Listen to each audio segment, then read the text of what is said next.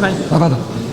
Presidente, lei però ha sottolineato alcuni aspetti critici che ci possono essere. Ma pragmatici più che altro, nel senso che se firmiamo protocolli d'intesa, però di fatto le istituzioni partendo dai comuni non riescono a pagare le imprese, firmiamo della carta, voglio dire, nel senso che l'impresa va assolutamente pagata nei tempi canonici e quelli stabiliti, perché questo mette in moto tutti quei sistemi virtuosi che ci consentono di non avere dei sospetti, altrimenti credo che le problematiche resteranno tali e quali. Perché anche non pagare, cioè pagare in ritardo, provoca l'impresa andare a cercare altri soldi da qualche altra parte.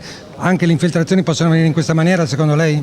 No, vengono assolutamente in questa maniera, perché il sistema bancario oggi ha le sue difficoltà legittime, dalle problematiche europee fino a livello nazionale, per cui è molto probabile, è possibile che ci si rivolga altrimenti. Quando ci si rivolge altrimenti, lo sbocco naturale è il suicidio e quindi il fallimento delle aziende. Le banche come dovrebbero intervenire? Ma le banche possono intervenire e intervengono già regolarmente, ma le problematiche sono indifferenti quando ci sono amministrazioni pubbliche, partendo dalle USL, che sono a 3 anni rispetto ai pagamenti concordati, i comuni che sono tra i 6 mesi e 1 anno, la regione che va lontana. Vuol dire che abbiamo un sistema in essere che è un sistema fallimentare. Questo sistema deve essere portato in virtuosità totale, dal che ad un certo punto il protocollo di intesa prende un senso. Superare il patto di stabilità? Superare il patto di stabilità soprattutto, almeno in quelle regioni dove i bilanci dei comuni sono perfettamente in regola in presenza di avanzi di esercizi, quindi